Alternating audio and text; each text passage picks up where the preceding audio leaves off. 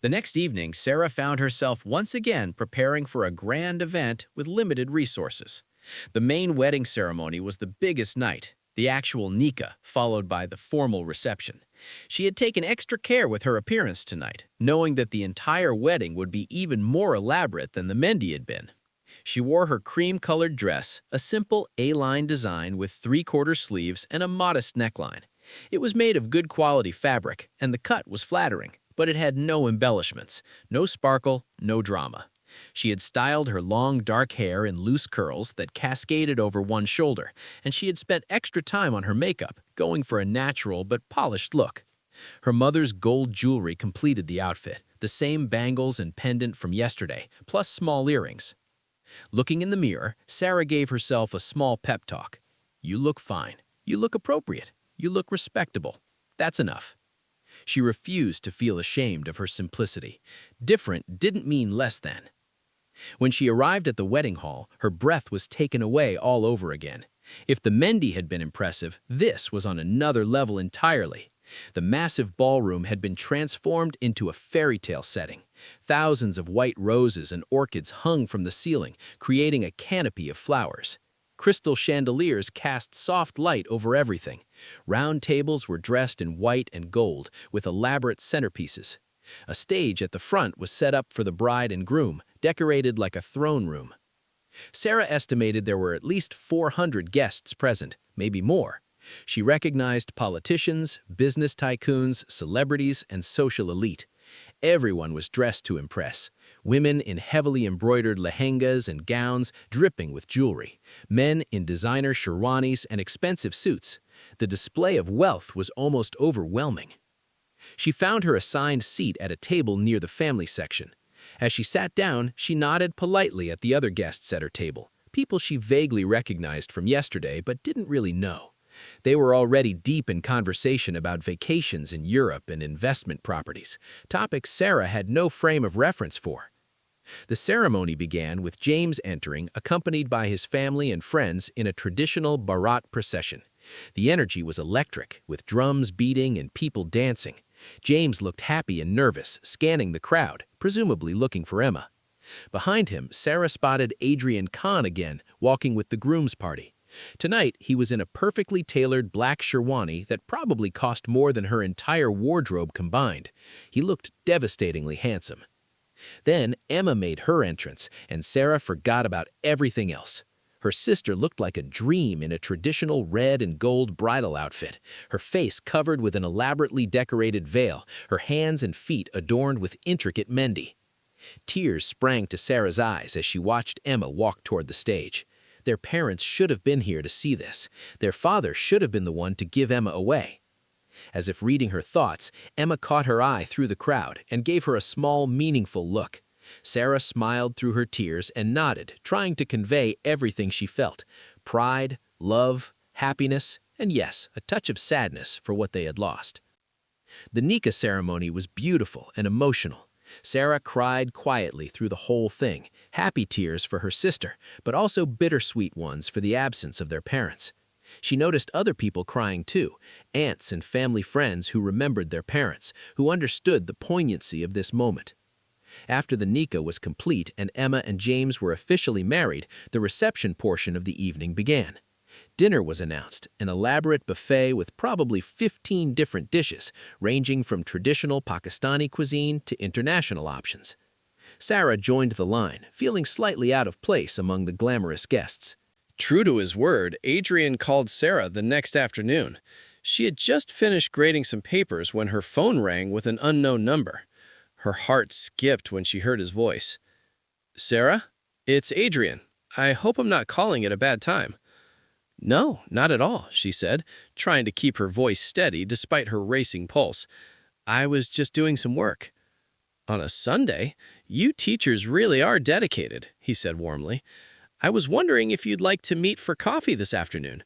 I know a quiet place where we could actually talk without 100 people watching us."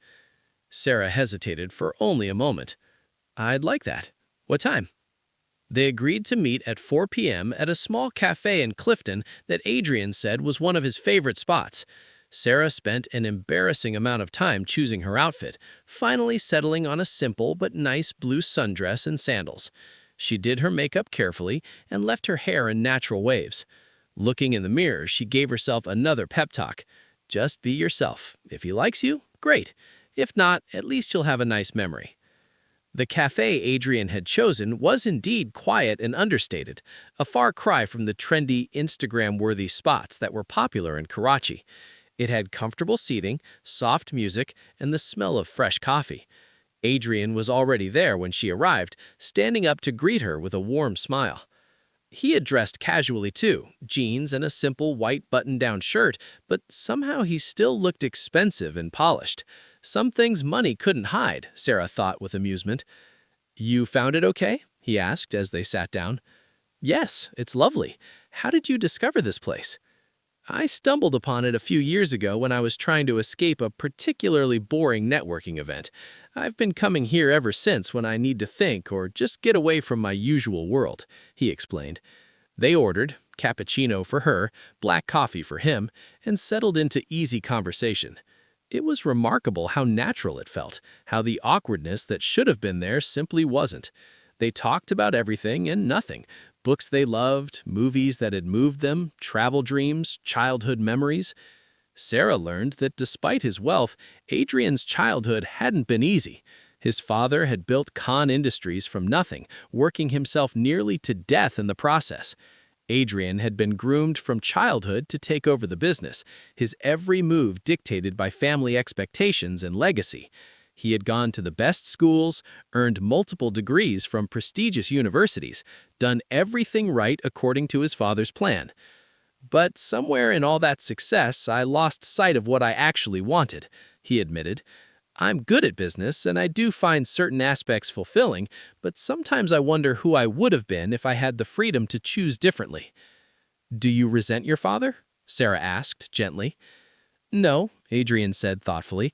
"He did what he thought was best, and he came from nothing, absolutely nothing. To him, financial security and legacy were everything because he knew what it was like to have nothing.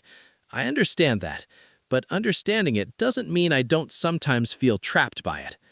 Sarah found herself sharing her own story, growing up in a comfortable but not wealthy family, the joy and security of having loving parents, the devastating loss when they died, and the struggle to find her footing afterward. "Emma wanted me to join her law firm, or at least go into corporate work where I could make good money. She was worried about my future, about my financial security, but I just couldn't do it. My heart was in teaching, and even though I'll never be rich, even though I have to be careful with money, I wake up most mornings excited about my day. That has to count for something, right?" "It counts for everything," Adrian said with intensity. "Do you know how rare that is? Most people, especially in my circles, are doing what they think they should do, what will impress others, what will make money. Very few are actually happy." "Are you happy?" Sarah asked boldly.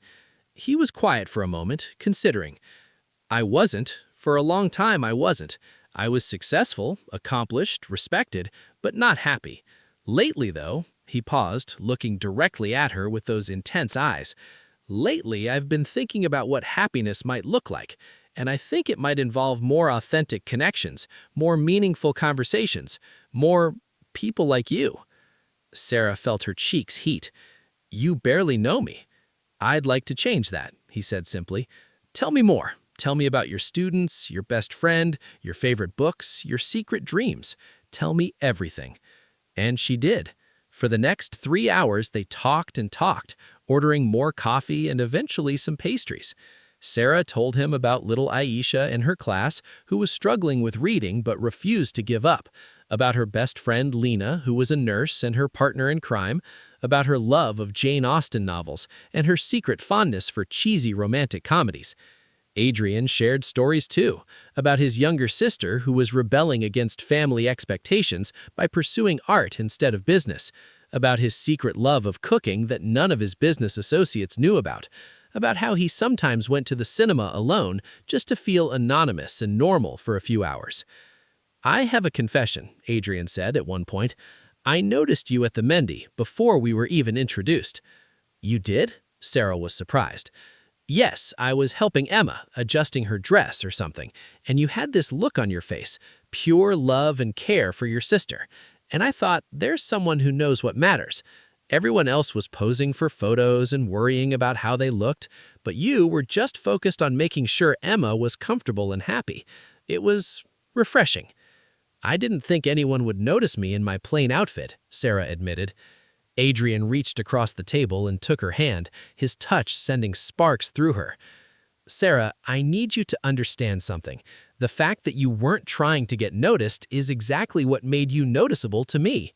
I've been approached by countless women at these events, women in designer dresses with perfect makeup, all trying to catch my attention.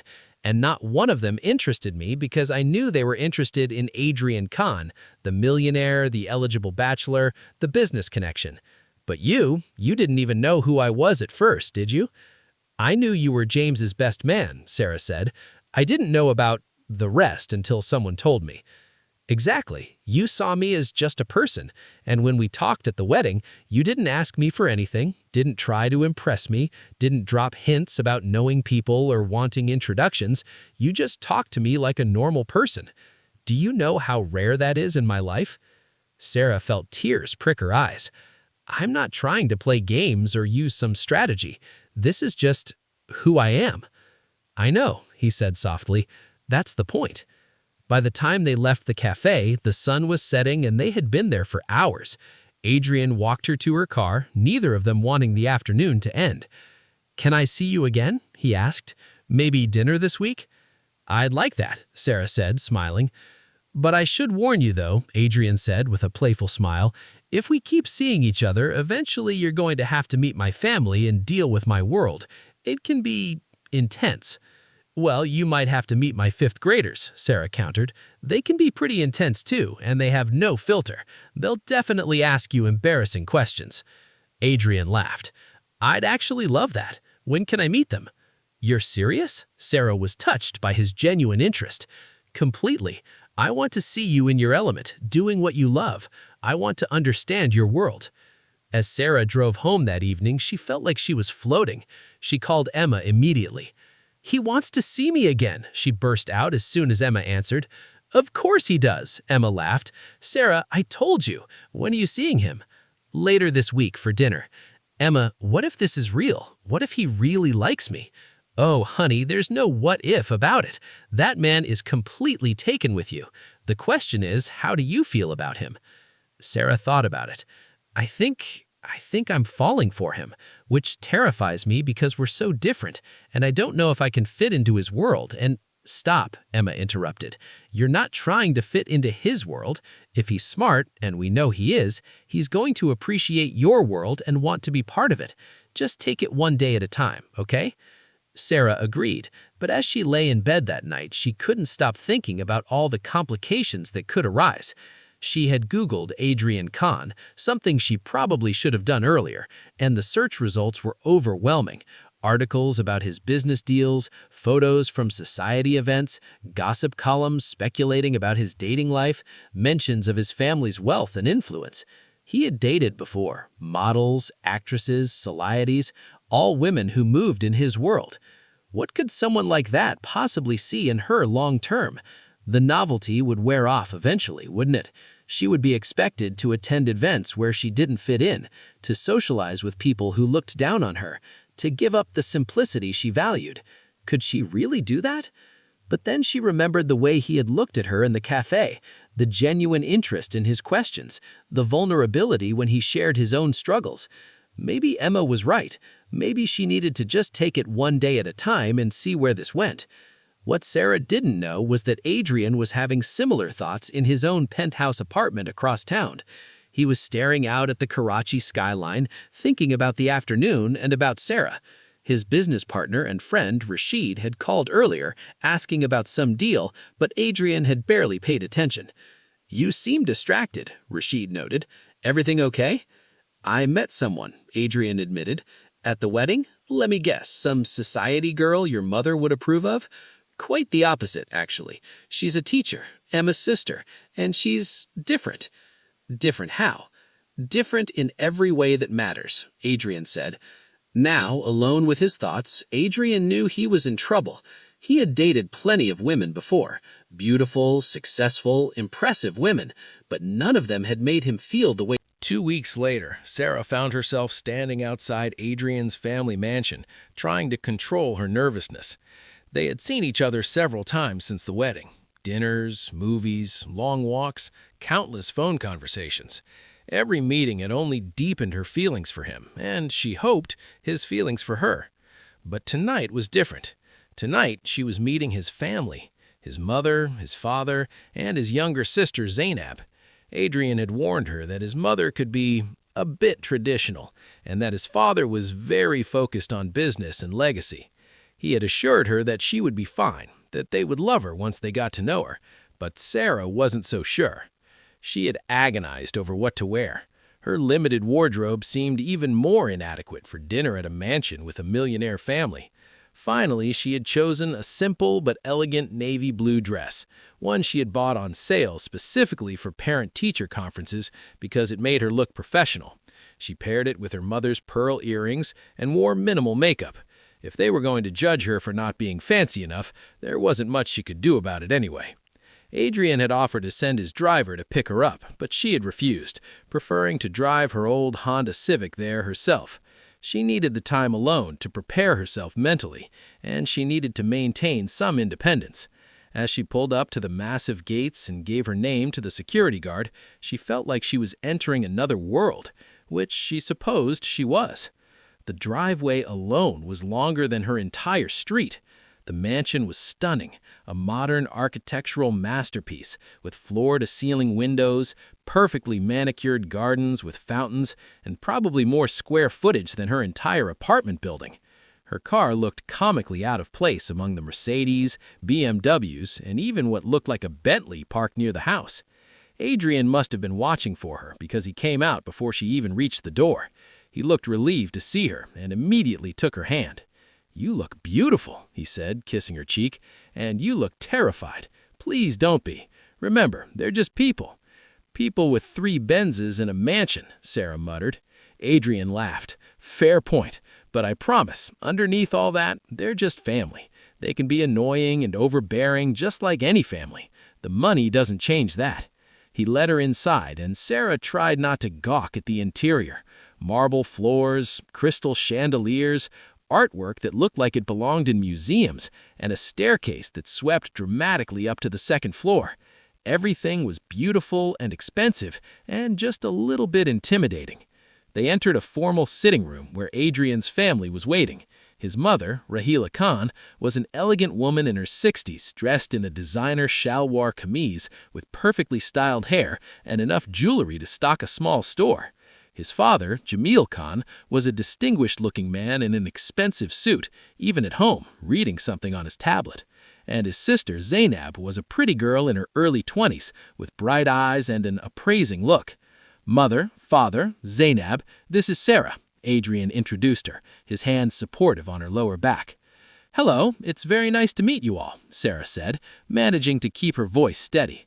"Please sit," Mrs. Khan said, gesturing to a sofa. Her smile was polite but cool, her eyes already assessing everything about Sarah. Her dress, her jewelry, her demeanor. Sarah could practically see her being found wanting. They all sat, and an uncomfortable silence fell. Finally, Mr. Khan looked up from his tablet. "So, Sarah, Adrian tells us you're a teacher." "Yes, sir. I teach 5th grade at Greenfield Academy." "Greenfield Academy," Mrs. Khan repeated, making it clear she had never heard of it. "Is that a government school?" "No, it's a private school. It's small, but we have a good reputation for quality education and individual attention to students." "That's nice," Mrs. Khan said, in a tone that suggested it was anything but nice. "And your family, what do they do?" Sarah felt her stomach knot. Here it came, the judgment of her worth based on her family status. "My parents passed away 5 years ago. My father was an accountant, and my mother was a homemaker. My sister Emma is a corporate lawyer. She just married James Thornton, actually. That's how Adrian and I met." "Oh, yes, James mentioned his wife had a sister," Mrs. Khan said vaguely. "Such a tragedy about your parents, but at least Emma has done well for herself with James. The Thorntons are an excellent family." The implication was clear. Emma had done well by marrying into money, but Sarah had not. Sarah felt a flash of anger, but kept her composure. Adrian's hand found hers and squeezed it supportively. "Sarah is doing quite well for herself too, Mother," Adrian said firmly. "She's making a real difference in children's lives. That's more valuable than any corporate job." Of course. Teaching is very noble work for people who enjoy that sort of thing." Dinner was announced, and they moved to a formal dining room with a table that could easily seat 20. A full staff was there to serve, bringing course after course of elaborate food. Sarah felt increasingly out of place, unsure which fork to use for which course, intimidated by the formal service. Zainab, who had been quiet so far, suddenly spoke up. "So, Sarah, are you dating my brother for his money?" "Zainab," Adrian said sharply, but Sarah held up her hand. "It's a fair question," she said, looking Zainab directly in the eye. "No, I'm not. Honestly, when I first met Adrian, I didn't even know who he was. I saw him as James's best man, as someone interesting to talk to. The money is actually the hardest part for me in this, because it emphasizes how different our worlds are. If I could date him without the wealth and the mansion and all of this," she gestured around, "I would be much more comfortable." Zainab looked surprised, then thoughtful. "Okay, I believe you." "Well, that's something at least," Adrian muttered. Mr. Khan, who had been quiet through most of the dinner, now spoke up. "Sarah, I'm sure you're a fine person, and I can see that Adrian is quite taken with you. But you must understand our concerns. Adrian's position requires certain social responsibilities. There are events to attend, people to network with, a certain image to maintain. Are you prepared for that?" "I don't know," answered Sarah, honestly. "I've never been in that position before, but I'm a quick learner, and I'm not afraid of challenges. What I do know is that I care about your son as a person, not as a social asset or a business opportunity. I understand that might not be what you were hoping for in a partner for him, but it's the truth. Adrian has been on the cover of Forbes. He's considered one of the most eligible bachelors in the country. He could have anyone." "I know that," Mrs. Khan said quietly. "Believe me, I'm very aware of that. I've asked myself 100 times what he could possibly see in me, but I've decided that's his choice to make, not mine.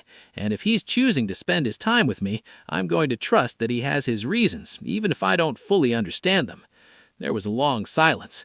Finally, Zainab laughed. "I like her. She doesn't take crap from you, Mom." "Zainab, language," Mrs. Khan said, but there was a slight softening in her expression. She studied Sarah more carefully. "You speak your mind, I'll give you that. I learned from teaching 5th graders that honesty, even when it's uncomfortable, is better than pretense. I could sit here and try to impress you, pretend to be someone I'm not, say what I think you want to hear, but that wouldn't be fair to you or to Adrian. The truth is, I'm a middle-class teacher who drives a 10-year-old Honda Civic and shops at sales. I'll probably never fit perfectly into your world, but I make your son laugh, I challenge him intellectually, and I care about him deeply. If that's not enough, then we'll find out sooner or later." Adrian was looking at her with such admiration and affection that Sarah felt her heart skip. Mr. Khan had put down his tablet completely and was actually paying attention. Even Mrs. Khan seemed less hostile than before. "You're very different from the women Adrian usually dates," Mr. Khan observed. "I imagine I am," Sarah agreed. "From what I've read, they're usually models, actresses, or society figures, women whose careers and lives already align with his public image." "Exactly," Mr. Khan said. "Those relationships were easy, predictable, they made sense." "They also made me miserable," Adrian interjected. "Those women saw a bank account and a social connection. Sarah sees me.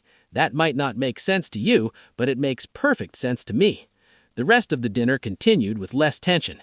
Zainab, who was rebelling against her own family expectations by pursuing art school, found a kindred spirit in Sarah. They talked about following your passion despite external pressure, about finding meaning beyond money. Mr. Khan asked Sarah thoughtful questions about education policy and was impressed by her informed opinions. Even Mrs. Khan thawed slightly, particularly when Sarah complimented her home with genuine appreciation rather than fake flattery. After dinner, Adrian walked Sarah out to her car. The moon was bright and the gardens looked almost magical in the soft lighting. "I'm so sorry about my mother," Adrian said immediately. "She was even more difficult than I expected." She is protective of you, I understand that. And honestly, from her perspective, I'm not an ideal match. I don't come from the right background, I don't have the right career, I don't move in the right circles. If I were her, I'd probably have concerns too. But that's all surface stuff, Adrian protested. It doesn't matter. To you it doesn't matter. To people in your world it matters a lot, Sarah said gently. Adrian, I need to ask you something, and I need you to be honest with me. Anything. Is this going to work? Really? Sarah's voice was vulnerable. I mean, I can handle one uncomfortable dinner, but this is your life. These people, these events, these expectations, they're not going away. Can you really see a future where I'm part of all that? Where I'm at your business dinners and charity galas, where I'm photographed next to you, where I'm compared to your previous girlfriends and your family's expectations, because I don't know if I can be that person. Adrian took both her hands in his expression serious. Sarah, I'm not asking you to be someone else. I'm asking you to be you and let me handle the rest. Yes, there will be events and obligations. Yes, some people will judge you and find you wanting because you don't fit their narrow definition. 6 months had passed since that first meeting at Emma's wedding, and Sarah's life had transformed in ways she never could have imagined. She and Adrian were still together, their relationship had deepened, and slowly but surely she had found her place in his world while he had found joy in hers. It hadn't been easy. There had been awkward moments at society events where Sarah didn't know anyone and felt out of place. There had been articles in gossip magazines speculating about Adrian's mystery girlfriend and whether she was suitable for him. There had been awkward encounters with some of Adrian's friends who clearly didn't understand what he saw in her. But there had also been triumphs. Adrian had made good on his promise to visit her classroom, and her students had been hilarious, asking him everything from, "Are you really rich?" to, "Are you going to marry Miss Sarah?" a question that had made both of them blush. He had been charmed by the kids and had ended up donating funds for a new library in the school. But more than that, he had understood what Sarah's work meant, had seen the impact she made, and had respected her even more for it. Sarah had met Adrian's business associates and had surprised everyone, including herself, by holding her own in conversations about economics and policy. Her perspective as a teacher gave her insights into education reform and social issues that impressed even the skeptical corporate types. One CEO had even asked her to consult on his company's corporate social responsibility program. Mrs. Khan had slowly warmed to Sarah, especially after several one-on-one tea sessions where Sarah had proven herself to be intelligent, principled, and genuinely committed to Adrian's happiness. She would never be Mrs. Khan's first choice for her son, but she had earned a grudging respect. Zainab and Sarah had become genuine friends. Sarah had encouraged Zainab's artistic pursuits, even attending her first gallery show and giving her honest feedback. In return, Zainab had become Sarah's guide to Adrian's world, teaching her about designer brands, society protocols, and how to handle the social sharks who still circled Adrian. Emma and James had been thrilled to see Sarah so happy. Emma had told her she had never seen her sister so confident and alive, and she was right. Sarah had grown in the past 6 months. She had learned that she could be herself and still earn respect, that her worth wasn't determined by her bank account or her wardrobe, and that love could bridge even the widest social gaps if both people were committed enough. Adrian had changed too. He had become more involved in meaningful philanthropy, using his wealth to support education initiatives and community programs. He spent less time at society events that didn't matter and more time on things that did, including attending Sarah's school functions and getting to know her world. Tonight was special, though neither Sarah nor Adrian were treating it that way publicly. It was the 6th-month anniversary of their first proper date at the cafe, and Adrian had planned something simple, dinner at that same cafe, returning to where their journey had really begun. Sarah arrived at the cafe wearing the same blue sundress she had worn on that first date, a choice that made Adrian smile with recognition. He was waiting at their same table, looking at her with the same intensity he always did, like she was the only person in the room. "You wore the dress," he said softly as she sat down. "You noticed," she replied with a smile. "I notice everything about you. How you bite your lip when you're nervous, how your eyes light up when you talk about your students, how you scrunch your nose when you're trying not to laugh at something inappropriate. I've memorized all of it." They ordered their same drinks, cappuccino for her, black coffee for him, and talked as they always did, conversation flowing easily. But Sarah noticed Adrian seemed a bit nervous, which was unlike him. He kept fidgeting with his coffee cup, starting to say something and then stopping. "Adrian, are you okay?" she finally asked. "You seem distracted." He took a deep breath. "I've been thinking a lot about these past 6 months." "Me too," Sarah said with a smile. "They've been wonderful." "They have been," he agreed, "but they've also been challenging. You've had to deal with my world's judgment, with people who didn't think you were good enough, with a lifestyle that wasn't natural to you, and I've watched you handle it all with such grace and dignity. You never tried to change who you are, never compromised your values, never pretended to be someone you're not. You've just been authentically you, and you've shown everyone that being yourself is enough." "It hasn't always felt like enough," Sarah admitted. "There have been moments when I've doubted, when I've wondered if I was holding you back, or if you deserved someone who fit better." "And that's exactly why you're perfect," Adrian said, "because you don't take this for granted. You don't assume you deserve my attention or my family's acceptance. You work for it every day by just being the incredible person you are." He reached across the table and took her hand. "Sarah, 6 months ago, I told you that I didn't want easier, I wanted real. Today, I want to tell you that I don't just want real for 6 months or a year. I want it forever." Sarah's breath caught as Adrian stood up and moved to kneel beside her chair. The cafe was quiet, only a few other customers there, but they were all watching now. Adrian pulled out a small velvet box and opened it to reveal a stunning but surprisingly simple ring, a single diamond on a delicate band, elegant without being ostentatious. "Sarah, you once said you were just a middle-class teacher who drives a Honda and shops at sales. And you're right, you are those things. But you're also the woman who makes me laugh, who challenges me to be better, who loves me for who I am rather than what I have. You're the woman who stood up to my mother, who won over my skeptical family, who taught me what actually matters in life. You're the woman I want to wake up next to every morning and fall asleep beside every night. I don't want someone who fits into my world. I want you, and I'll adjust my world to fit us both. Sarah, will you marry me?" Tears were streaming down Sarah's face. Around them, the few other customers in the cafe had stopped what they were doing to watch. The moment felt surreal and perfect and terrifying all at once. "Adrian, she started, then stopped. "Are you sure? Really sure? Because once we're engaged, the scrutiny will get worse. Your family will have more opinions. The society pages will have things to say. Are you ready for all that?" "Sarah, I've never been more sure of anything in my life," Adrian said firmly. "I love you. Not what you could be, not what my family wants you to be, but exactly who you are right now. I love your passion for teaching, your kindness, your integrity, the way you stay true to yourself even when it's hard. I love that you challenge me, that you don't let me get away with anything, that you see me as just Adrian. I want to spend the rest of my life with you, so please say yes." Sarah looked at this man kneeling before her, this millionaire who could have chosen anyone and had chosen her. She thought about the risks, the challenges, the doubts, but she also thought about the laughter, the deep conversations, the way he made her feel cherished and valued. She thought about how happy she had been these past 6 months, how much they both had grown together. "Yes," she said, her voice breaking with emotion. "Yes, I'll marry you." The cafe erupted in applause as Adrian slipped the ring on her finger and kissed her. It fit perfectly, and Sarah wondered how he knew her ring size. Later, she would learn Emma had helped with that. "I have another surprise," Adrian said once they had sat back down, both of them laughing and crying simultaneously.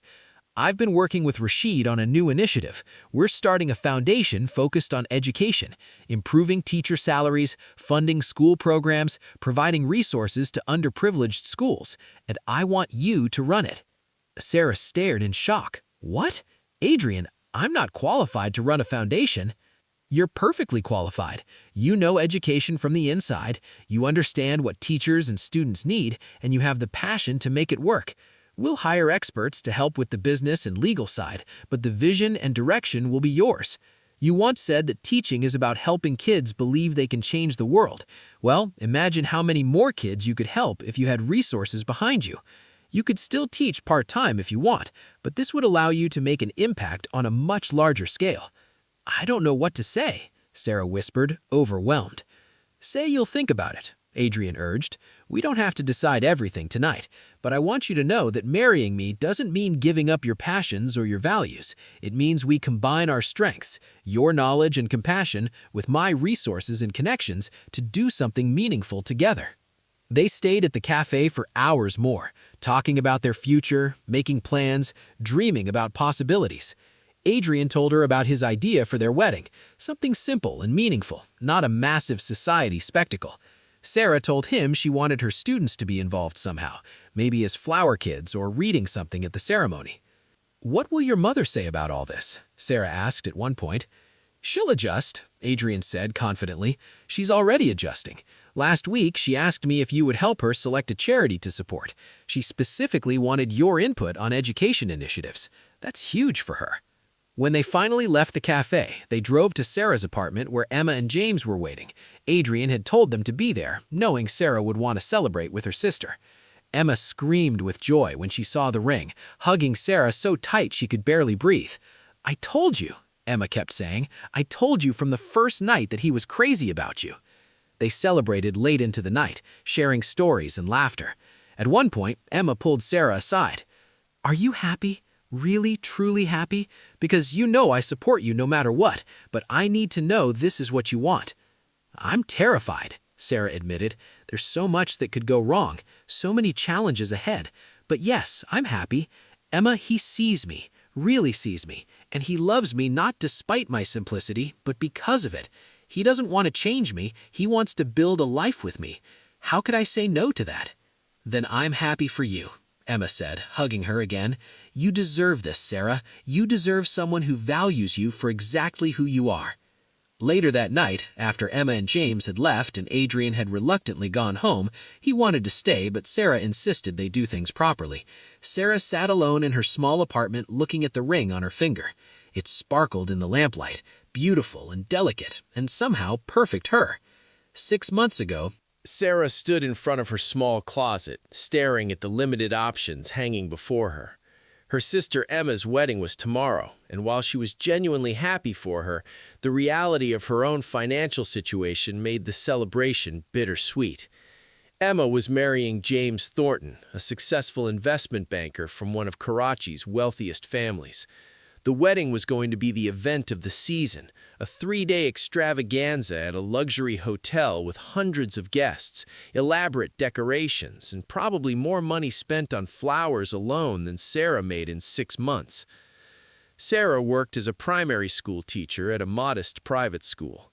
She loved her job, loved the children, loved the feeling of making a difference in young lives.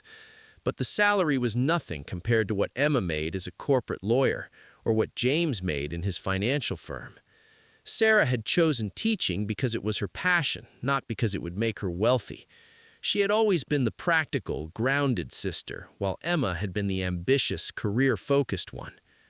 Their parents had passed away 5 years ago in a car accident, leaving Emma and Sarah to navigate life together. Emma had been 25 then, already established in her career. Sarah had been only 20, just finishing university. Emma had taken care of everything: the funeral arrangements, the paperwork, the financial matters. She had also insisted on supporting Sarah through her teaching certification program, refusing to let her younger sister take on debt. Sarah owed Emma everything, and she wanted nothing more than to see her sister happy on her wedding day.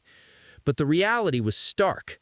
Emma had told her to buy something nice for the wedding, had even offered to pay for it, but Sarah's pride wouldn't allow it. Emma had already done so much. Sarah couldn't accept more charity, even from her beloved sister. So she had made do with what she had. For the main wedding ceremony tomorrow night, she had a simple cream-colored dress that she had worn to a colleague's wedding last year.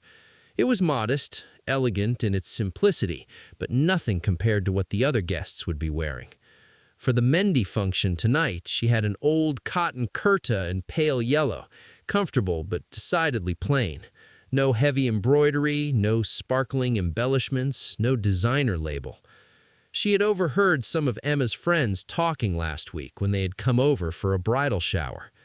"Who's that?" one had asked, nodding towards Sarah, who was serving tea. "That's the bride's sister," another had responded. She's a teacher or something. Sweet girl, but, not quite the same level. They hadn't meant to be cruel, but the words had stung anyway. Sarah pulled out the yellow kurta and held it up. It was freshly washed and ironed, at least. She had paired it with simple white pants and a light dupatta. For jewelry, she had her mother's old gold bangles and a small pendant, precious to her not because of their monetary value, but because they were her mother's. She had done her own hair and makeup for every function, watching YouTube tutorials and practicing until she got it reasonably right. "Sarah, are you ready? We need to leave for the Mendy in an hour," Emma's voice called from downstairs. "Almost," Sarah called back, quickly changing into her outfit. She looked at herself in the mirror and sighed. She looked fine, clean, presentable, appropriate, just not glamorous. Not like someone who belonged in the same frame as Emma's wealthy in-laws and their circle of friends. When she came downstairs, Emma was in the living room, absolutely radiant in her Mendy outfit, a stunning green and gold ensemble that probably cost more than Sarah's monthly salary. She was covered in intricate Mendy designs that a professional artist had spent 4 hours creating. She looked like a queen. "Oh, Sarah, you look lovely," Emma said warmly, but she could see the flicker of concern in her sister's eyes. "Are you sure you don't want to borrow one of my outfits?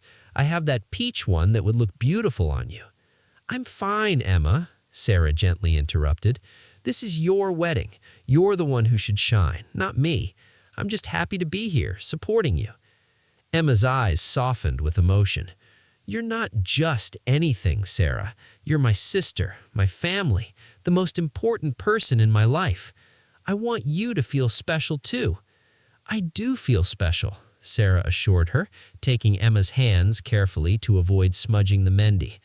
"I'm watching my big sister marry the man she loves. That's all the special I need." The truth was more complicated than that, but Sarah pushed those feelings down. Yes, she sometimes felt inadequate in Emma's new world of wealth and status. Yes, she sometimes wondered if she had made the wrong choices, if she should have pursued a more lucrative career. But she also knew that her worth wasn't measured in designer clothes or jewelry. She had made different choices, and she had to own them with dignity. The Mendy function was being held at the same luxury hotel where tomorrow's wedding would take place. When they arrived, Sarah's breath caught. The venue was transformed into what looked like a Mughal garden, elaborate floral arrangements in every corner, traditional low seating with colorful cushions, decorative umbrellas hanging from the ceiling, and a stage decorated with marigolds and roses. There must have been 200 guests already there, all dressed in vibrant colors and expensive fabrics. Professional photographers were moving through the crowd, capturing every moment. A live band was setting up on one side, preparing to perform traditional wedding songs. "Sarah, come sit with us," Emma's friends called, patting a cushion next to them on the stage. Sarah smiled and joined them, trying not to feel self-conscious about her simple outfit among their designer ensembles. They were nice girls, really, just from a different world. When the festivities began and the Mendy artists started working on Emma's hands and feet, Sarah found herself relaxing a bit. The music was joyful, the atmosphere was loving, and Emma's happiness was contagious. Sarah clapped and sang along with the traditional songs, helped serve sweets to the guests, and made sure Emma had everything she needed. She was in the middle of adjusting Emma's dupatta when she felt someone's gaze on her. She looked up, and her eyes met those of a man standing near the entrance, tall, impeccably dressed in an expensive-looking kurta with sharp features and an intense expression. He was looking directly at her with an interest that made her heart skip a beat. Then someone called his name, "Adrian, come meet Emma's aunt," and he turned away. Sarah felt strangely disappointed, though she didn't know why. She didn't even know who he was. "Who's that?" she asked Emma's friend, Zara, quietly. "That's Adrian Khan, James' best man. He's like ridiculously rich. His family owns Khan Industries, the textile empire. He's also a venture capitalist and investor. Every girl here is hoping to catch his attention, but he never seems to be interested in anyone. He's considered one of the most eligible bachelors in the country. Sarah's heart sank a little. Of course, someone that far out of her league that it was almost laughable. She pushed the thought away and focused back on her sister, determined not to let silly romantic notions distract her from what mattered, being there for Emma. But what Sarah didn't know was that Adrian had noticed her the moment she walked in. While everyone else was drawn to the elaborate outfits and obvious glamour, his eyes had been caught by something different. The genuine smile on her face, the way she tenderly cared for her sister, the grace in her simple appearance. In a room full of people trying to impress, she stood out by not trying at all.